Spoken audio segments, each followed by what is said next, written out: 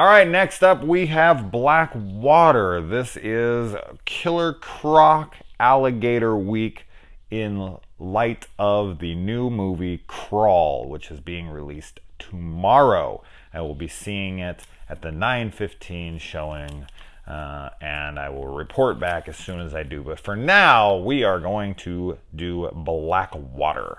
So this is based on true events, which anytime you ever see that, you go, sure it was. To what extent? What does that even mean? And I bet you it's like this much of it's true of this. So that's how almost every based on true events movie is. So always take that with a grain of salt, a huge grain of salt, like a shovel full of salt. Because I didn't look up the actual events and how close it was, but I know how movies work when it comes to the based on true events thing. They're like, well, there were people and they were in a swamp. And it's like, that's it? That's what you got? All right, so we are back in Australia yet again. 2 movies in a row here, Rogue and these 2 sisters and one of the sisters' boyfriends.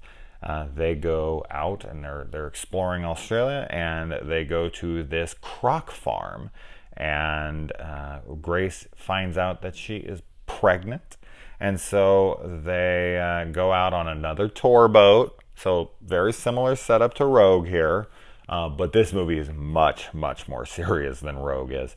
The sister Lee, the blonde in this movie, is quite attractive. Always got to throw that out there. And so, of course, the boat is knocked over by the croc yet again. This is kind of becoming a little bit of a pattern with these movies. It's also in the next one I watched as well. And another rope is thrown across. So very similar things going on here. If you watch my Rogue review, then you'll know what I'm talking about. It's just a lot of similar things going on. And these were both released in 2007. So yeah, pretty similar stuff. All right, so then she falls in the water and she has to swim across. And I feel like this movie is better than Rogue at building that scary tension. Like, Rogue just feels more fun. Like, when things are happening, it's more exciting, it's more fun. This is more tense. It's more like stomach churning. Like, God, I hope she gets out of the water. It feels much more realistic. This movie feels real. And it's based on true events, but it's the way it's done. It's much like the director's other film, The Reef, which I'll be covering on Shark Week here in a couple weeks. It's just very tense throughout, and you feel like there's an imminent threat at every single second. Every moment you're thinking, this thing's going to jump out of the water. This thing is lurking right there at its feet. You can just feel the gator's presence. And I think that they are able to achieve that because they kind of go along this lines of like the Jaws formula, where they don't even show the gator until about an hour into the movie. It's just they know it's there and they can feel it there, and so can you. Even though you're not seeing the thing, you can just sense it.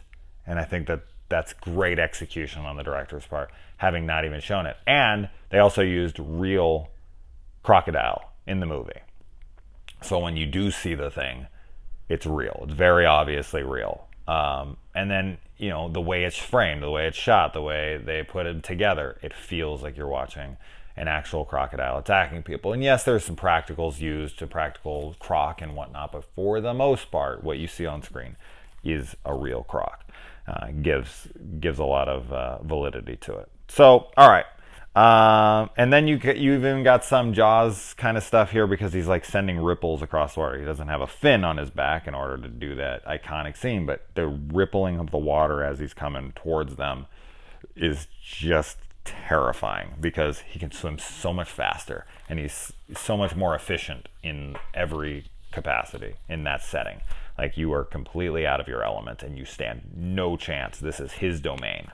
And then they try to George of the Jungle across the trees, and there's just a clearing where there's nothing, just but water. And it's like, you're fucked. You're just sitting in there like, what do we do? What do we do? And so there's the boat, and it's like, well, we got to go for the boat at some point. And I don't really understand Adam's purpose for doing the whole rhyme about the monkeys and the crocodile. I think maybe he's just kind of delirious at that point, but it seemed like bad timing. It was like, really, dude, right now, this is not the time for that. And then, so he goes for the boat, and she would like to tell him she's pregnant before he leaves, but she can't do it. And so he goes for the boat, and he gets under the boat to try to flip it, and the Croc comes and takes him. And this is probably my favorite shot in the entire movie. It's something about this shot is so fucking scary and well done. So he disappears under the water, and they don't know what happened, and they're waiting, and there's tension, and there's just like mystery, like what happened to him, is going to come up. And then just slowly, and that's just what this movie does very well, is there are moments with the crocodile where he's very fast and threatening with his speed. But then there's also moments where he's very slow and calculated and just terrifying, and he comes out of the water just slowly. Just his head raises. You kind of see the eyes come through and some of the nose, and then the body in his mouth, and he just kind of lingers there for a while as they scream, and this guy's clearly dead, and he's just hanging in the mouth, like right in the midsection. And then just like 10 seconds later, after they kind of have their stare down and they see that he's dead, and they see that he's just kind of looking at him like, I got your man, he just slowly descends back into the water and disappears into the black water where they can't see what the hell's happening. And then nightfall comes, and it's storming outside, and they're freaking out, and they don't know what to do. And then in the middle of the night, they have to listen to the crocodile chomping and crunching and snapping the soon-to-be father of her children, which, if you've seen the movie, spoilers obviously, she'll never have because she dies. But she has to listen to her man being broken apart and eaten by this thing, and she's like screaming and covering her ears. It's a horrible moment, but man, it's effective. And which I think the body in the mouth is the first time we ever see him. I think that's the first time we ever get a good look at him, so great moment there. And then they try to cross a branch, and he jumps up, and he almost gets him. He's like an inch away from grabbing them out on the branch. That scene is fucking nuts, man. And they really quickly go back across, and it's like not even crossing the tree branches is safe. Great moment. And then she has this moment, the pregnant girl, she has her moment there where she wants to say goodbye to her husband, and she kind of just blinks and just like, I don't know what to say. And it's like, it's pointless, but she feels like she should say it because she doesn't know what else to do, and she can't even come up with the words. It's a really, really sad moment. So there's a lot of heartbreak in this movie. There's a lot of really good acting too. A lot of great,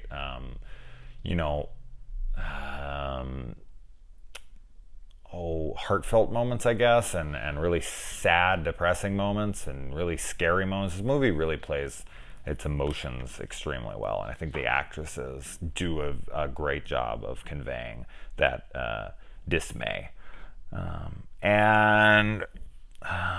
Let's see. Whew, guys, it is so fucking hot. I'm in a garage in Arizona during the summer. It's got to be 100 plus in here. And oh Jesus! All right. So they try to cross, and the head pops up in front of them, and there's just this total standoff. So they're going across the water, and they're like halfway out. They decide like we just need to go for the other side. We got to get over there. They're gonna cross that clearing, and they get about halfway out, and the head pops up slowly in front of them again and just stares them down for a standoff. And this happens for like 15-20 seconds, and it's just like, what's gonna happen?